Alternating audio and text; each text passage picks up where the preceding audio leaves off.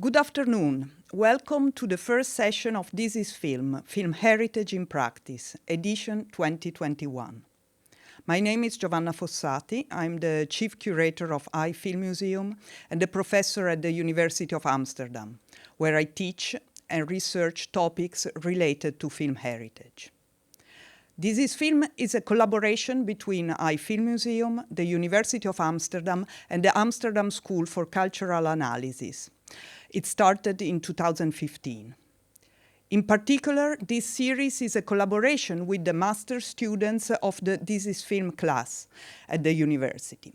They help introducing our guests and posing them questions. A special welcome to the 29 students following This is Film this year. This is the 7th edition of This is Film and the first one that is also available online.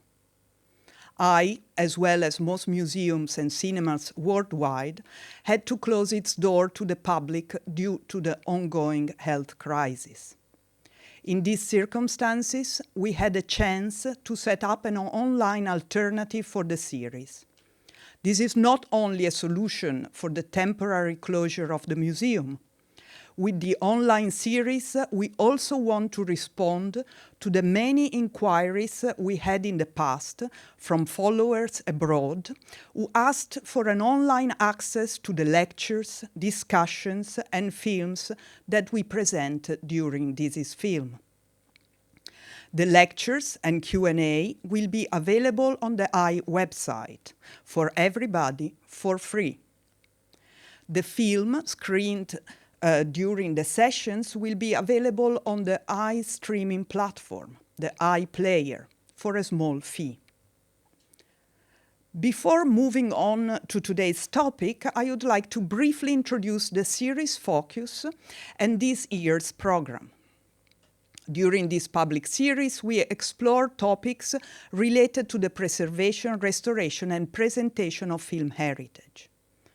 We have noticed that year after year, the interest is growing in addressing questions about what and how films are preserved, how differently films are restored and presented by various players in the field. Think of national heritage institutes, private archives, and/or filmmakers engaging with archival films, and how the rapidly changing technology is affecting the way we watch and understand films today. In this respect, we can see that, on the one hand, access to digitized films has become easier, and we see a growing interest in accessing film heritage in new ways. On the other hand, the digitization of moving images has turned the traditional communal screenings of films in a movie theater into special events with a growing audience, including younger generations who have never experienced traditional film projection firsthand.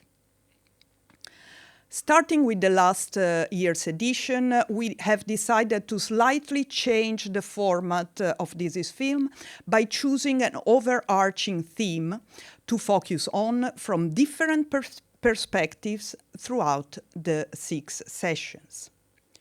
This year, we are focusing on the theme of recycle, reuse, and remix of archival films. As we will see throughout the 6 sessions, this theme allows us to explore various aspects of film archival practice and discuss ethical, legal, and aesthetical questions related to what is done with film archival footage, by whom, and to what end. As usual, each session of This is Film includes an introduction, a Q&A with expert guest speakers, and a screening.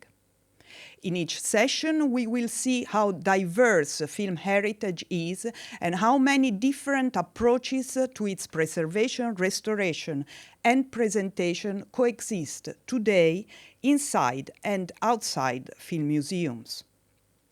Today we are discussing copyright, the elephant in the room when we talk about reuse, but also a topic very few professionals and scholars actually address. Our guest today, Claudia Obtencamp, is an exception. Her unique work on the challenges posed by intellectual property to the access and reuse of film archives present a unique perspective on the topic. In the second session, we will talk about the recycle of audiovisual technologies. We will discuss with filmmaker and producer Jens Møhrer his fascination with the analog photo and film technology and how they are addressed in his recent film, An Impossible Project. The film, shot on 35mm, tells the story of a team of analog enthusiasts who revived instant photography by bringing back to life the obsolete Polaroid technology. During the third session, we will talk about the Afghan film history with Afghan-Canadian filmmaker Ariel Nasr. We will screen and discuss his film The Forbidden Reel, in which fragments of surviving Afghan films are shown together with interviews with those who made them and those who saved them from the Taliban regime. In the session Restoration or Reappropriation, we will talk about the film They Shall Not Grow Old, made in 2018 by Peter Lord of the Rings Jackson. This film sparked heated discussions within the audiovisual archive community as its maker reused archival material shot during First World War and added colors and voices to them. We will talk about this project with Matthew Lee and David Walsh, archivist at the Imperial War Museum in London, who worked with Jackson on selecting the material for his film. Yet another perspective on reuse of archival film will be central to the fifth session. Here, Italian VJ and film scholar Rossella Catanese will perform an audiovisual immersive VJ set by mixing and manipulating I's unique Bits and Pieces collection. She will be accompanied by electronic musician Jan Willem Achenbeek. The closing session of This is Film will explore the virtual reality medium in relation to traditional filmmaking and film projection. We will talk with Richard Misek, Charlie Shackleton, and Oscar Rabi, who will present their A Machine for Viewing, a unique hybrid of real-time VR experience and live performance. I would like to introduce now Aida Garrido Kochkarova, Paul Bugeja, Rosmarijn Vissers, Catherine Tines, and Oscar Keizer, who are students of the This is Film class. On behalf of the group, Rosmarijn will now introduce our guest. Thank you, Giovanna. Our guest for today is Claudia Obtencamp, who momentarily works at the Bournemouth University, where she is the program leader for the Bachelor Film, a senior lecturer in film, and a faculty member at the Center for Intellectual Property Policy and Management. She has done her PhD at Plymouth University on the relationship between copyright ownership, access to archival film, and film historiography. She has graduated right here at the University of Amsterdam, where she studied film and television, and also at the University of East Anglia, where she studied film archiving. Her past work experience consists of working as conservations account manager at Hagefilm, film restoration project leader at the Netherlands Film Museum, and as a senior research assistant in the Diastor project at the Department of Film Studies at the University of Zurich. She is the co-editor of A History of Intellectual Property in 50 Objects, and the author of The Greatest Films Never Seen, The Film Archive and the Copyright Smokescreen. This is a book that bridges film archival and legal studies and was published within the Framing Film series of Amsterdam University Press and the Film Museum. Thank you. Cool. Thank you so much. I hope you can hear me. Hi, everyone. In this most unusual setup, both on your end and on my end. Thank you so much to Giovanna for inviting me back. And I'm very, very sorry. I'm very sad I cannot join you in person. I would love to be in Amsterdam right now. Thank you also to Anna for organizing everything. This has not been easy, so thank you so much.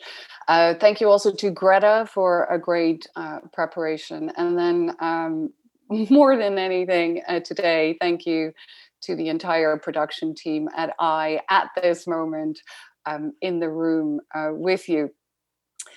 Thank you for that introduction. So indeed, my name is Claudia Obtencamp. I'm a program leader for the BA in film at Bournemouth University in the UK, where I am right now, where I'm also a faculty member at CIPIM, the Centre for Intellectual Property Policy and Management. So about a year ago, our lives were about to change. I presented a short introduction to copyright in light of the then screening of Los Angeles Plays itself. And then this year, I was going to screen Hollis Frampton's 1972 film, Public Domain, and Gustav Deutsch's film Ist, A Girl and a Gun, to talk about how different distribution contexts seem to activate copyright differently. Now, for very interesting and interconnected reasons of both rights clearance and digitization, in this online scenario, we will unfortunately not be screening those films.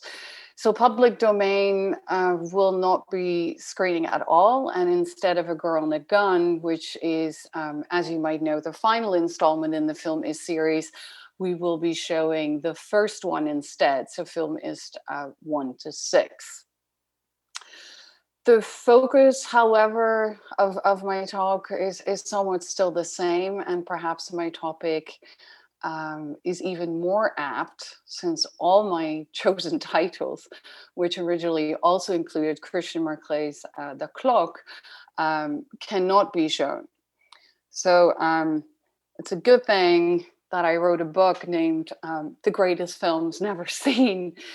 All of my personal research, just for context, entails in one way or another looking at access to and distribution of film.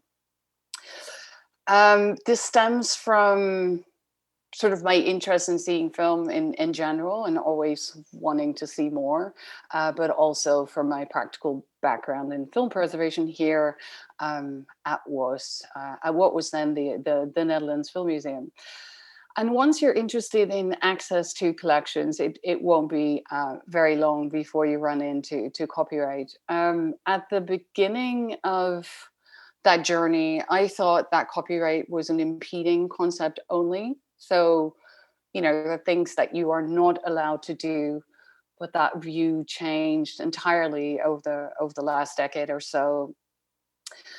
My interest in the impact of copyright, and perhaps a quite invisible impact at that it was having on the archival practice that I was working in, grew so large that I ended up writing my PhD on the topic, which resulted in this monograph.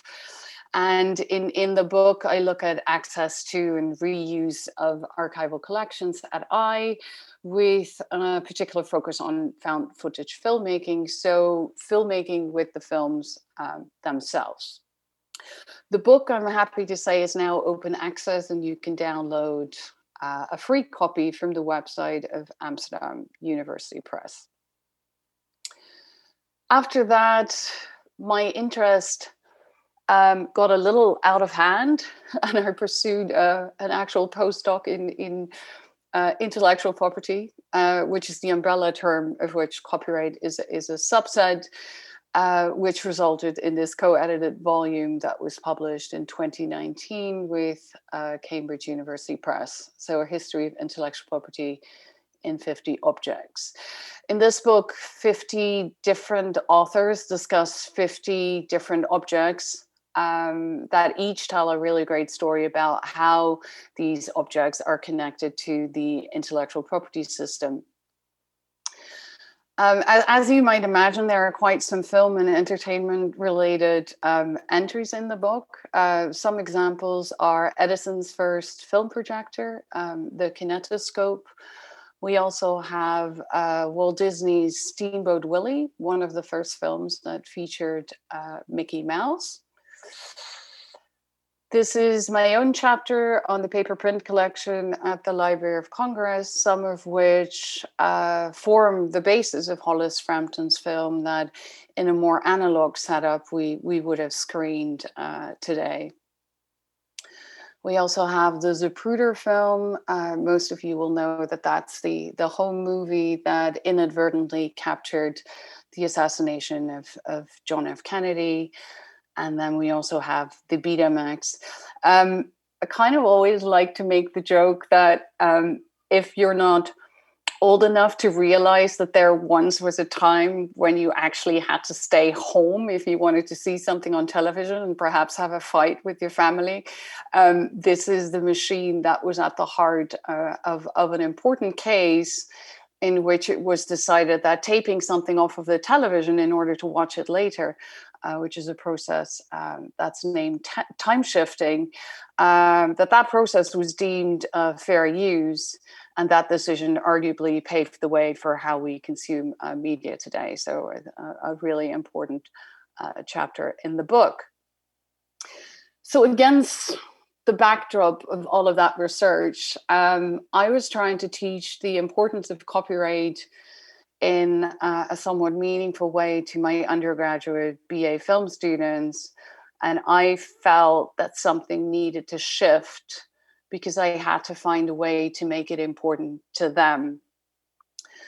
The focus of copyright often seems to be on what you cannot do, what you are not allowed to do.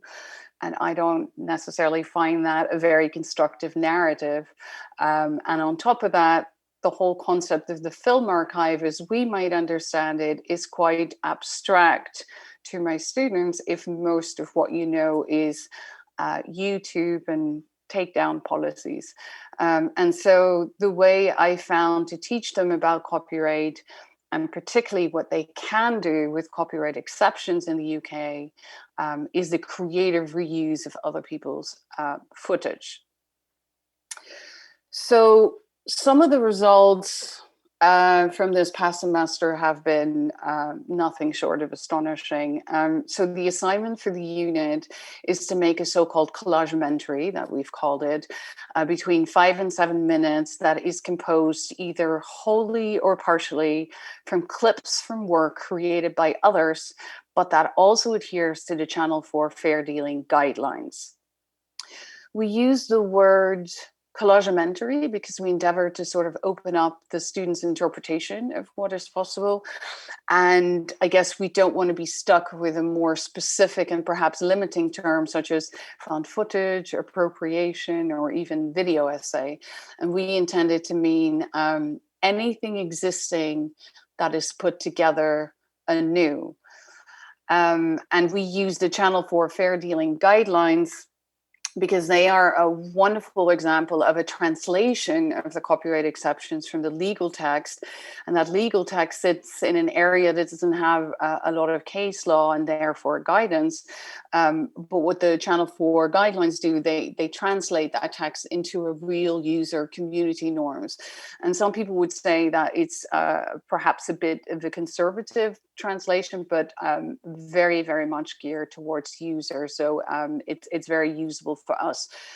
The assignment also requires a written critical analysis in which the students need to discuss the intellectual property decisions that they made to produce their video, and then what the creative repercussions were of those decisions.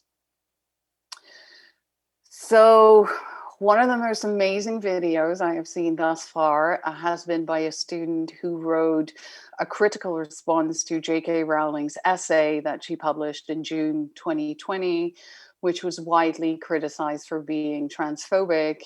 And what the student did is then have every word, and sometimes a larger part of a sentence, of his essay spoken by the characters from clips of the Harry Potter and Fantastic Beasts films, which are, of course, based on J.K. Rowling's underlying intellectual property. He then also successfully argued the whole of the video under the fair dealing quotation exception, and the result is super clever. So for those of you who would like to see that video, what's great about this way of presenting is that I can post the link here on my slide. You can then pause the video, take a screenshot of it, and then have a look at YouTube. And I'm trying to get him a lot of likes because it's an amazing video. Go have a look.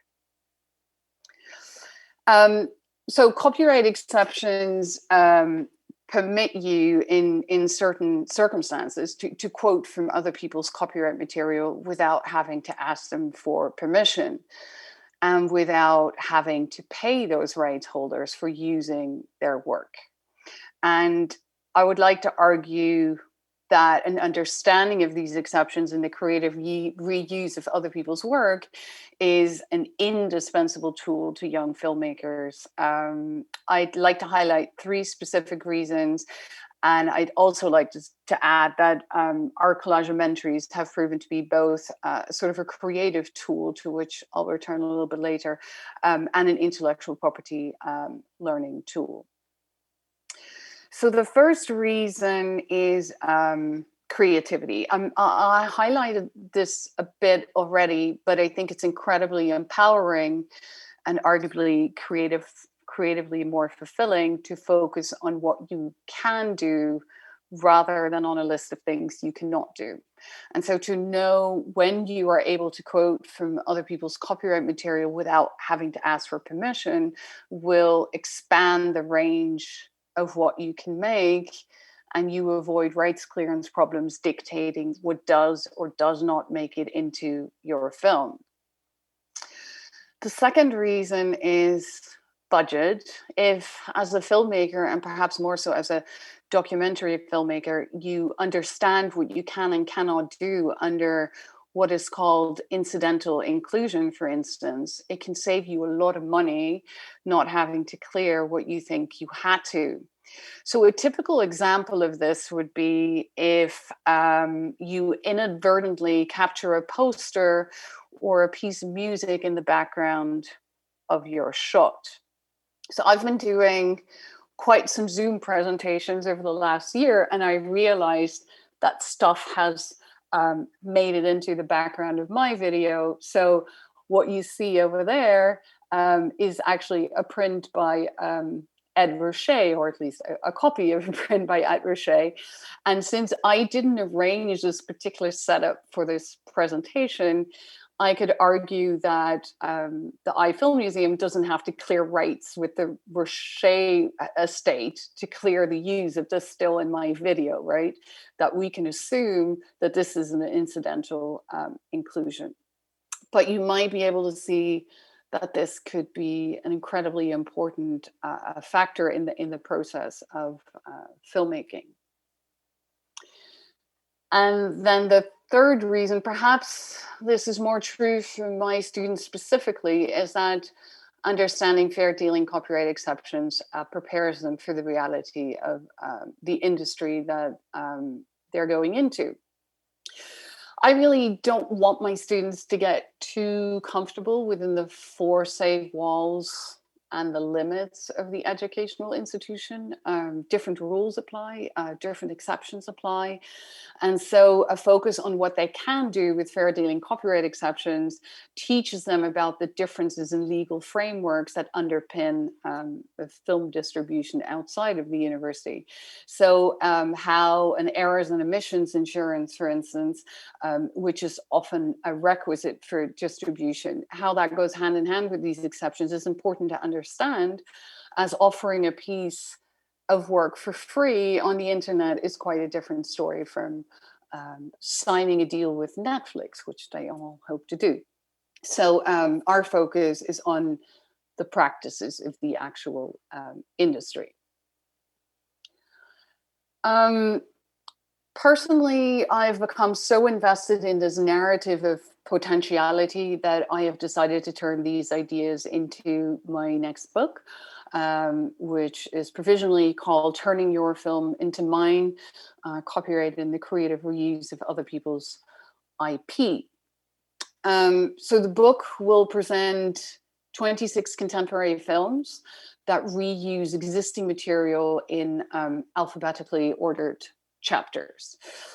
Each chapter considers the production and dissemination of the respective film from the perspective of copyright.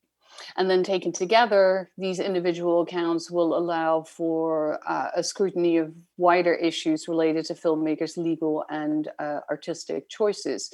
And these include concepts such as fair use and fair dealing, artistic practices like quotation and allusion, and practical considerations such as the role of institutional gatekeepers.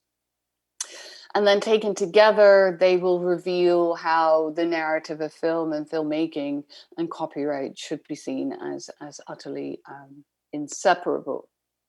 So the book's overall story is a story of money, power, and fear. But it's also a story about defiance and human agency and risk-taking, all of that good stuff.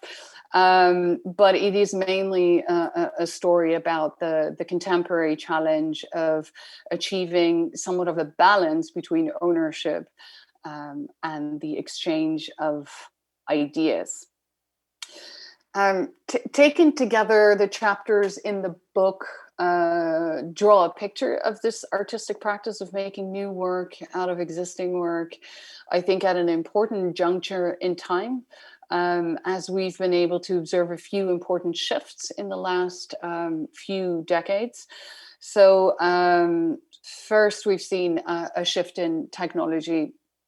It used to be relatively difficult to source the actual film material to reuse, and the process tended to concentrate on those films that had fallen, and sometimes quite literally fallen, from the mainstream, the so-called leftovers, which often had also fallen into the public domain, so they were out of copyright. It was also relatively difficult to copy the actual film materials. So analog practices of copying films are costly, they can involve many steps, and it most of the time requires very specialized equipment.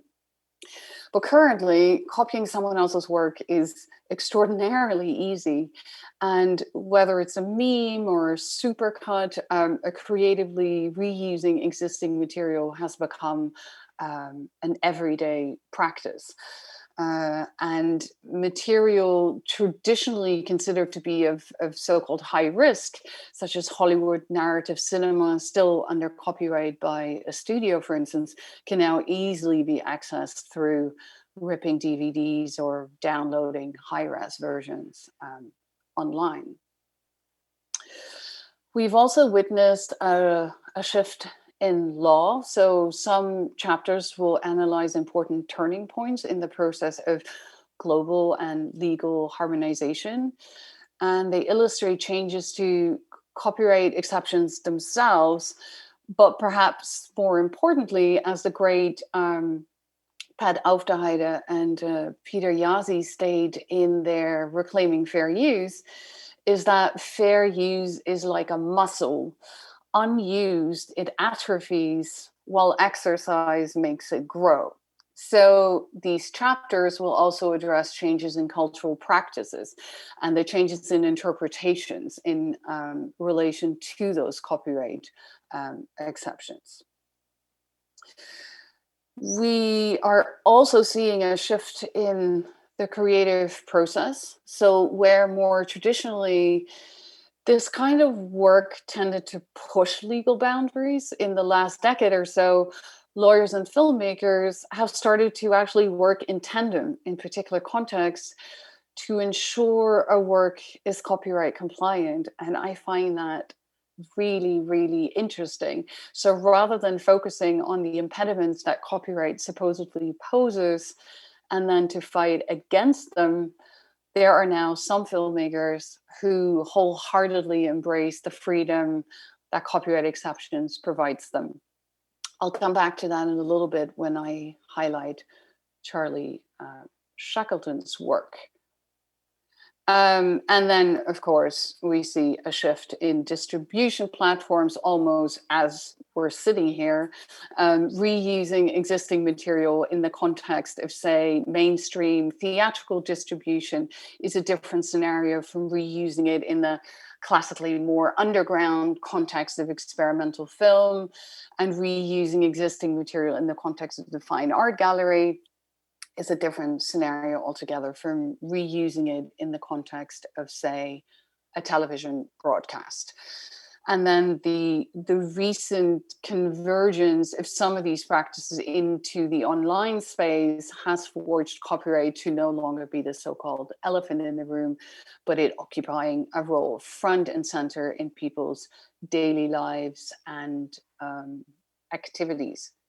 And so overall, I think this begs the question whether the role of this kind of filmmaking is changing. So can current practices such as remixes and supercuts and audiovisual essays, can they still be seen as extensions of those previous practices, which we called found footage filmmaking?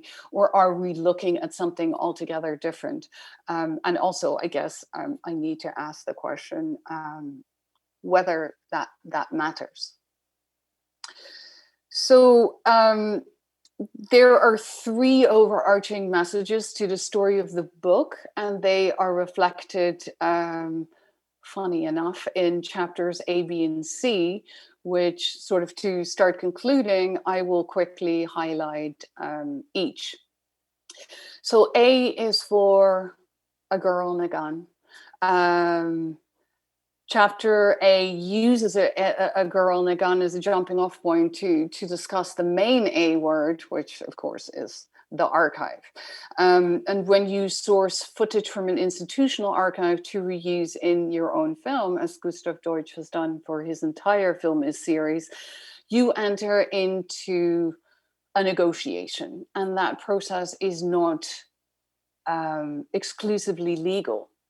That process is mostly demarcated by the archive's own rules and regulations, which likely pivot much more on the donor relationships the archive has carefully fostered, as well as its reputation, than on the legal framework that the archive upholds.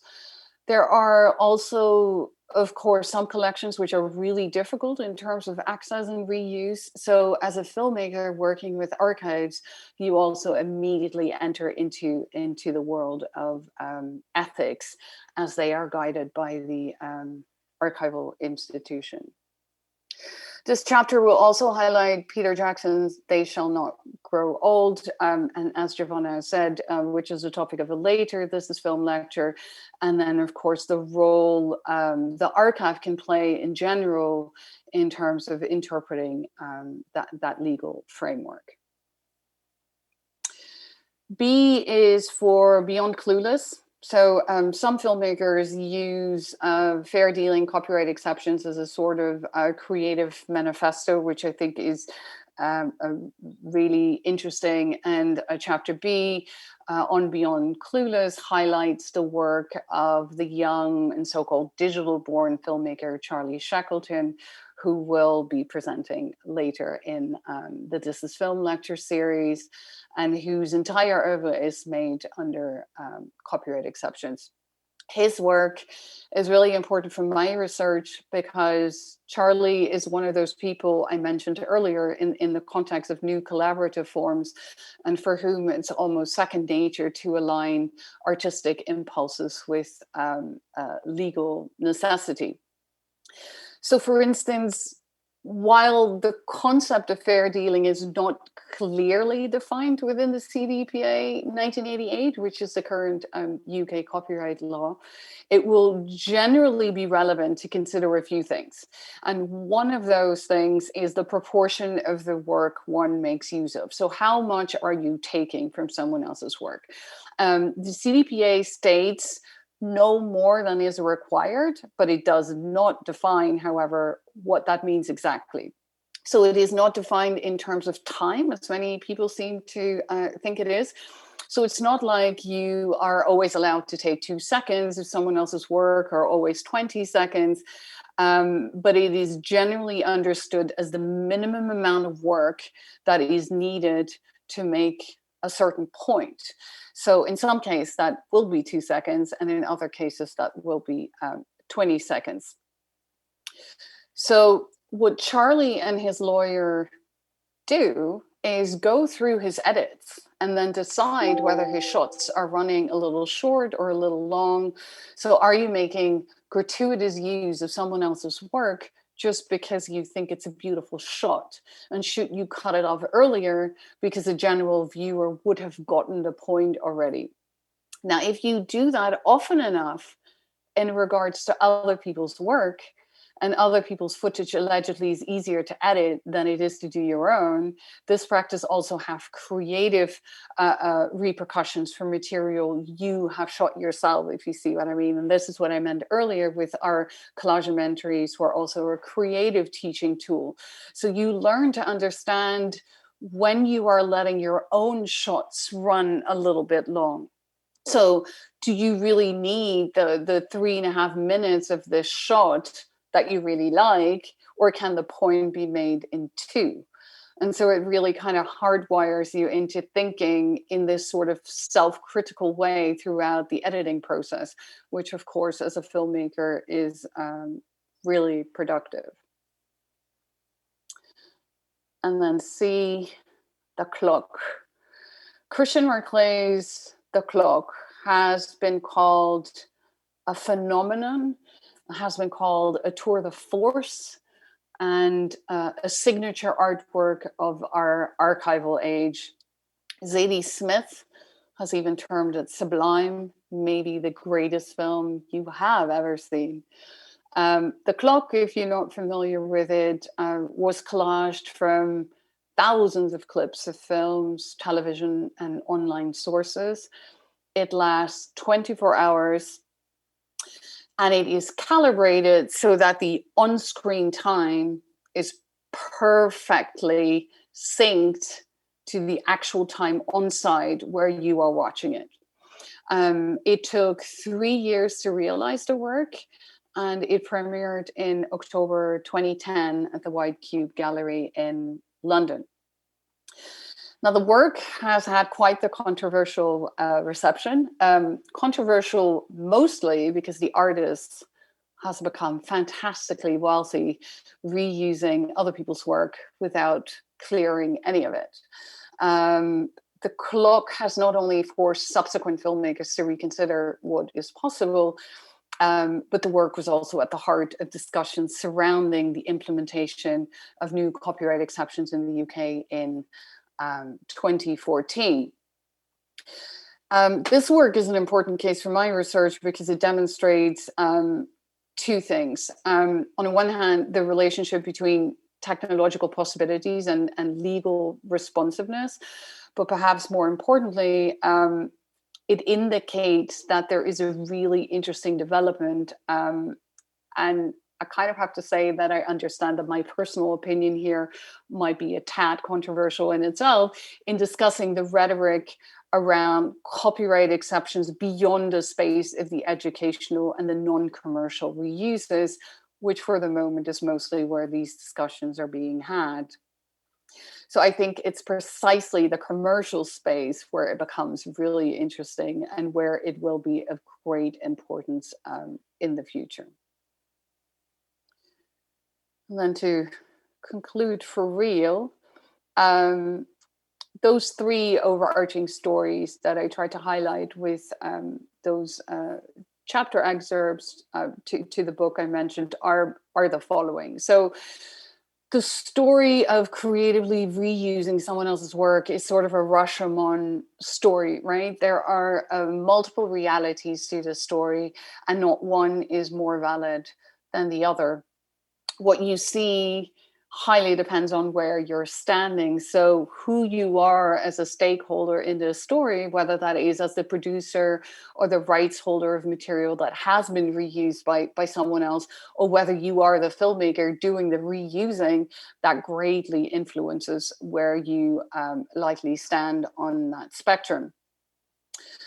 The second is that context is king. So let's think back of the clock. The clock has never publicly been shown outside the gallery spaces of its owners. And iFilm Museum's request to show it here today, even an excerpt, was rather unsurprisingly turned down. And as Richard Misek, who will also be speaking in this lecture series, has commented, publicly displaying the work within a space that favors scarcity, so the art gallery, as opposed to one that is predicated on mass distribution, so the cinema, is paramount in keeping the work scarce and proprietary.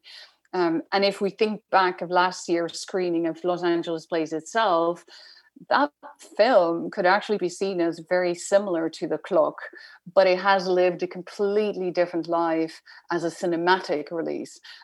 So context is king. That's going to be the big message of all the chapters.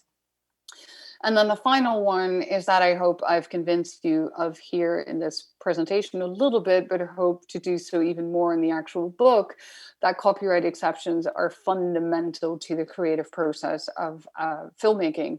And that balance between ownership and the exchange of idea is reached exactly through the exercising of that muscle that we call exceptions.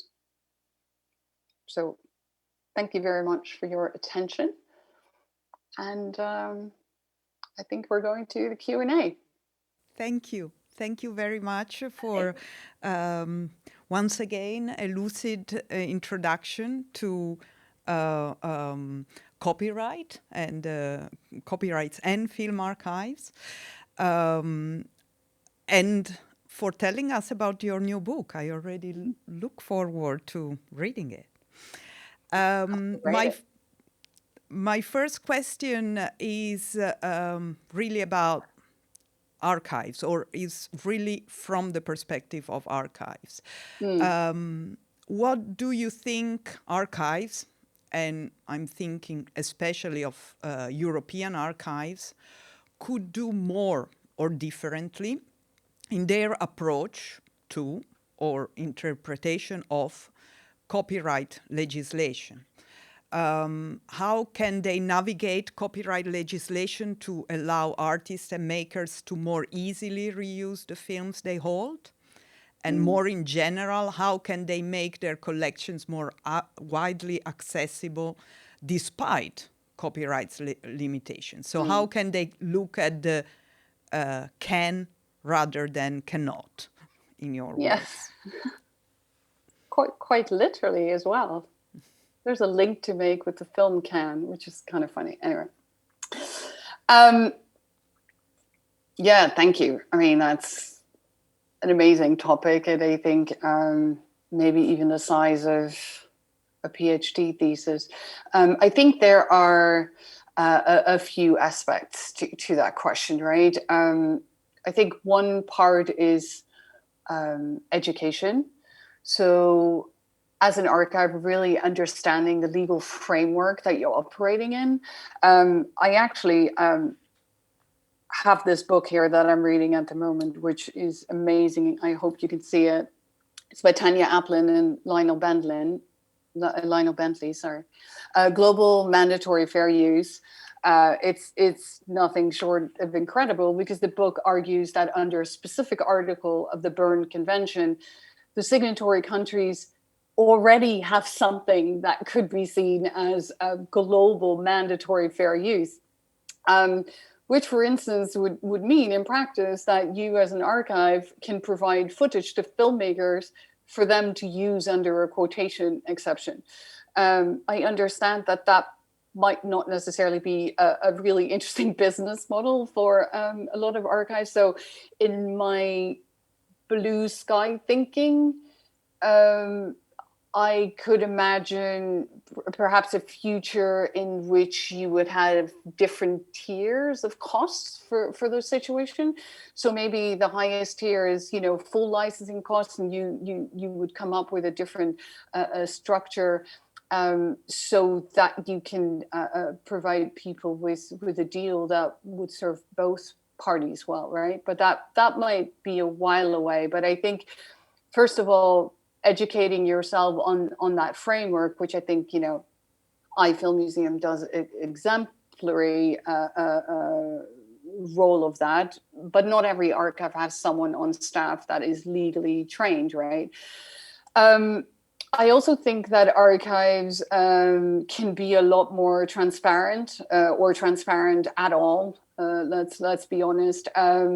Let's call, a tree. Maybe I'm really Dutch in that aspect. We all understand that you need to ask permission to certain heirs, and particularly, the difficult ones, to use their work.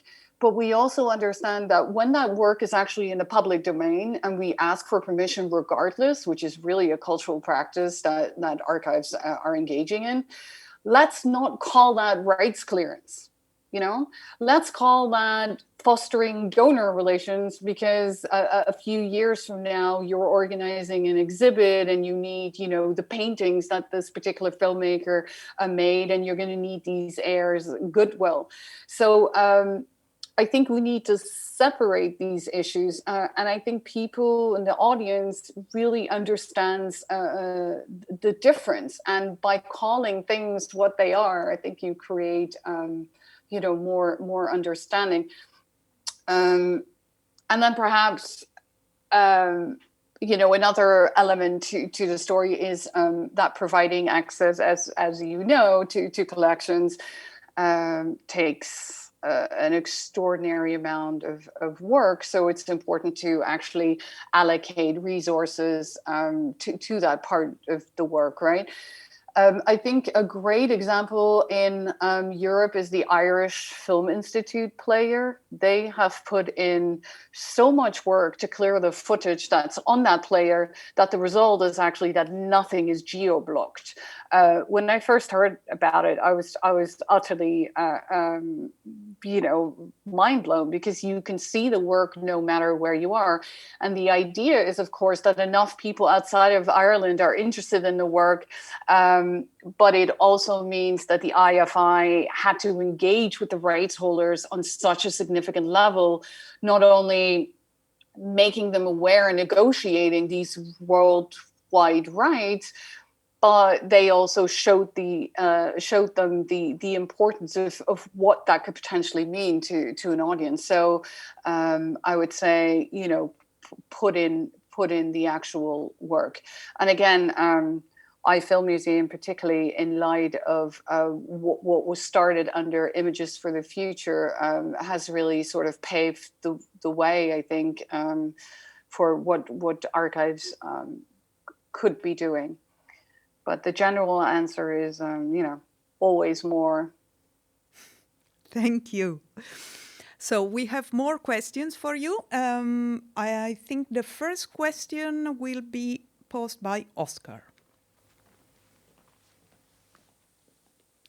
Hello, Claudy. Hi. Thank you for the presentation. Also about your new book. I'm really looking forward to when that comes out, and I think I might read that. For my question, we'll go back to your earlier book, The Greatest Films Never Seen, and we are going to go back all the way to the beginning, because there's a specific quote in the preface that really touched me and motivated me to look into more of your work. Because it's about your personal passion in regards to the medium. So I will just repeat the quote from page 12 of The Greatest Films Never Seen, and then I'll ask a question about that.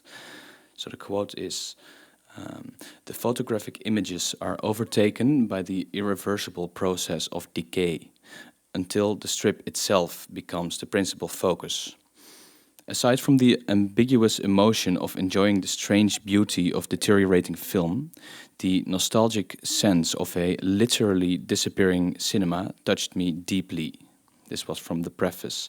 So my question is, in this part, you of course discussed the emotional impact that was brought forth by working with perishable medium like physical film. Could you maybe explain in further detail what it is about decaying film actually that speaks to you on an emotional level? Wow, you've done your work.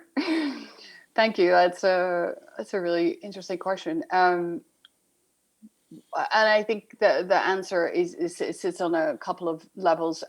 What I was speaking about specifically in the preface is Lyrical Nitrate, one of my favorite films of all time. If you haven't seen it, find it and watch it.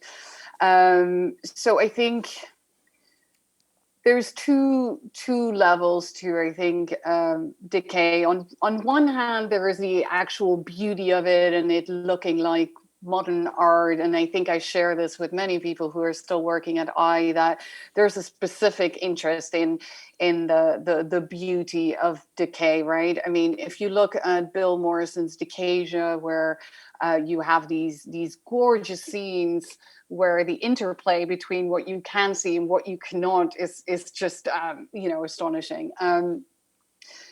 But I think what I specifically meant in the preface is then the other level at which this plays out, right? So the disappearance of images, what it made really palpable to me, and I also need to contextualize that the first time I saw that film, I had not even visited the film museum at the time. It was like my first encounter with the topic of silent film, even consisting of these kind of beautiful lyrical images. And so what that scene, and if you're not familiar with it, it's a beautiful scene. Adam and Eve are being chased from paradise, and it sort of slowly disappears off the screen, right? It flickers more and more and more until you can't see anything of the story anymore.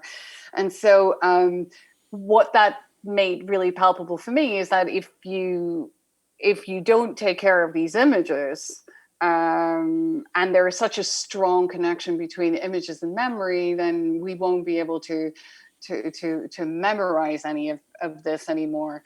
And so that just really touched me, and I became aware that there is such a thing as the profession that I had for many years, and that could be your job, to save this material and to work with it and then make it available again to new audiences. And so I don't know, I'm glad that the passion came through. That's what I think I was trying to do with that preface. And on a larger sense, this is what I tell my students all the time. You have to choose something that you're passionate about, whether it's your research or your profession, particularly when it comes to research. If you have an interest, follow it. There's going to be enough moments that it's 11 at night and you're gonna still have to do some reading, and it better be something that you're passionate about. And I think if you follow that, then you'll end up in great situations professionally, and perhaps more personally. Hi, Claudy. Hi. In chapter 2 of your book, you mentioned dimensionalization as a way of creators extending, perhaps artificially, the copyright protection of their work. Can you explain how this technique works and any other ways that filmmakers can extend their copyright protection? Yeah, I'm actually realizing that you're asking a question that relates to the footnotes of my book, which is I'm impressed with how deeply you've read the text. Thank you. I specifically was interested and discuss in the book the so-called colorization debate, right, of the late 80s, early 90s, in which colors were added to black and white films. And in the case that you had, I believe, a minimum of, or at least 3 colors added to a film, then the film was deemed to have been transformed enough to then attract new copyright. Which, I mean, the process stopped rather quickly for a variety of reasons, but I think in the sense of copyright, it's a very problematic practice, because films that were about to fall into the public domain then attracted an additional 75 years of protection. There were even ads in trade journals that was a great way to do that. And then other technical interventions, such as, say, pan and scan, for instance, which is a technique to make widescreen films. Literally, you pan and scan across those films to make them fit on the television aspect ratio. That can be sort of seen as an extension of that. Are you creating new works that then attract copyright as a derivative work, which I think most of the makers behind it would see as problematic. And then I refer to the work of Eric Hoyt. And if you're really interested in a topic, you might want to look up his work. It's fantastic. And he speaks about dimensionalization. I find it such a difficult word. With which he means, converting films to 3D, which can sort of be seen as a contemporary a variant of that discussion. But it all has to do with trying to take an existing work and create enough of a difference for it to be a derivative work that attracts new copyright, which I personally think is very problematic, especially if the underlying work is in the public domain. But again, if you're interested, I think this could be a PhD topic, seriously. Yeah, thank you very much. And I'll now welcome Aida. Hi, Claudy. Hi. I really enjoyed your presentation. Thank you for your time today. So I noticed that the examples from your presentation today and the screenings planned for today, Hollis Frampton and Gustav Deutsch's films, for example, are the works of artists. And with the recent professionalization of film preservation, however, you see film institutions taking up this found footage style practice with the compilation film. I, for example, has produced and released just this past year the Brilliant Biograph. So what do you make of this? Have you considered this in your research? And how do you think the found footage practices of institutions and individual artists differ? Oh, very good point.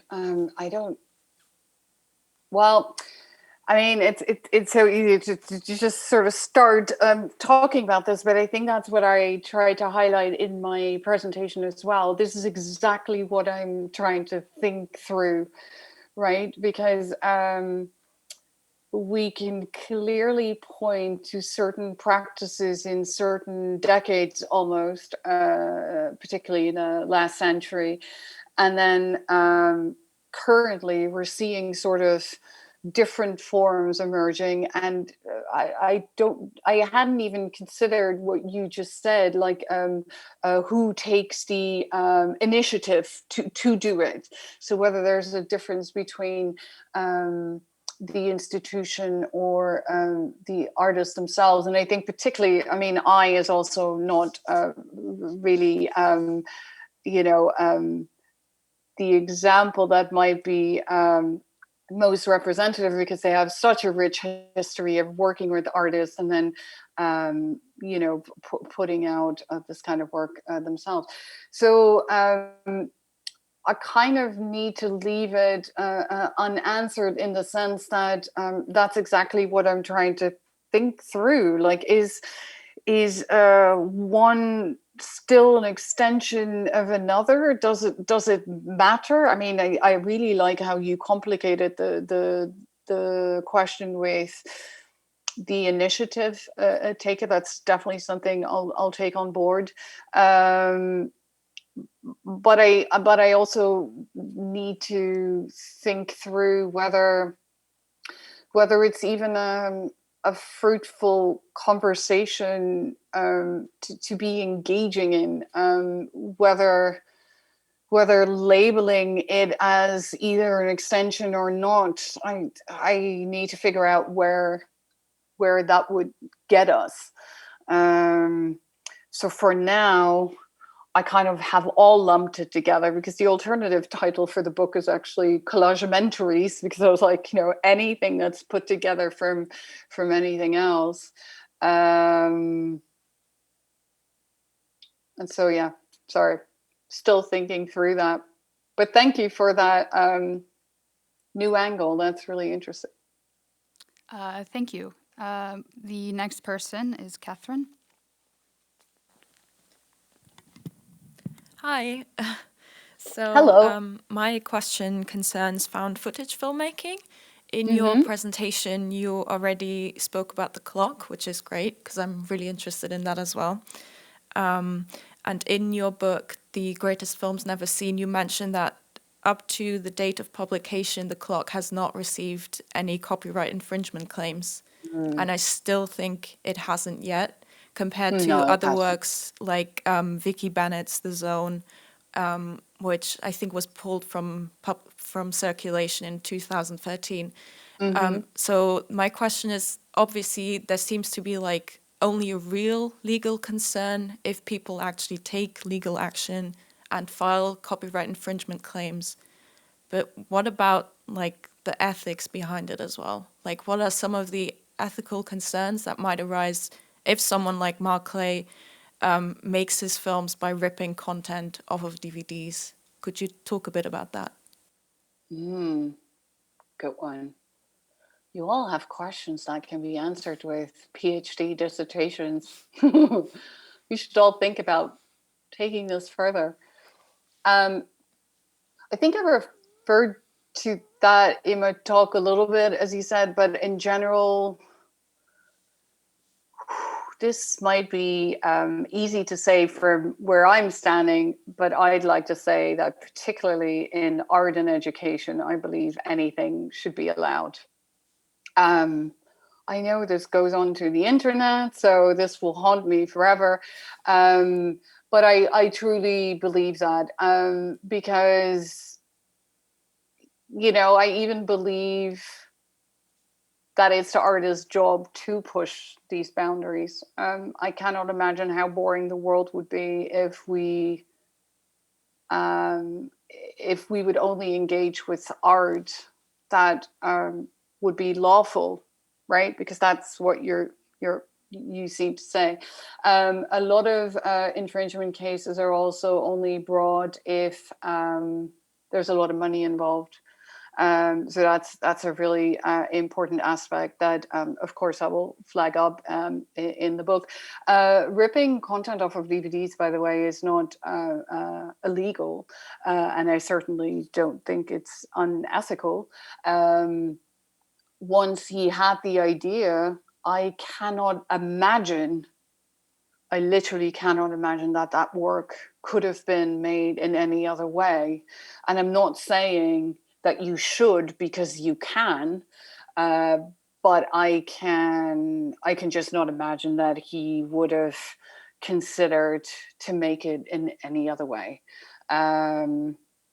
Imagine, I would love to sort of have a conversation with Joanna about that as well. Imagine that he had knocked on the door of I and said, "Hi, Joanna, can I come in and go through your entire archive and we're going to digitize all the clips that have a clock in it or a watch or mentions of time.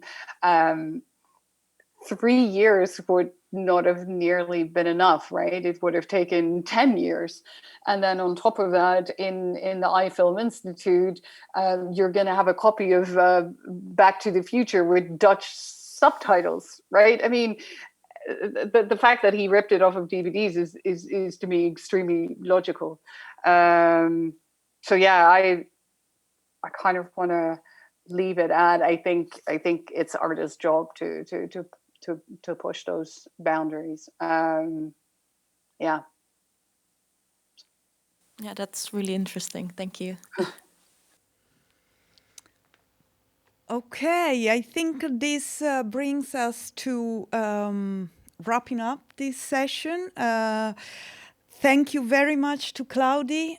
We wish you were here. I wish I were there too. Thank you. Thank you to everybody who was here today. Thank you to Oscar, Aida, Paul, Rosemary and Catherine for your questions.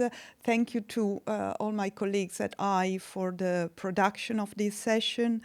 And of course, thank you to the 24 students following us from home. We hope to be back in the theater with everybody soon. So thank you again, and I hope to see most of you for the next This is Film session on the Polaroid effect with filmmaker Jens Møhrer and his film An Impossible Project in a couple of weeks. Thank you, and see you soon.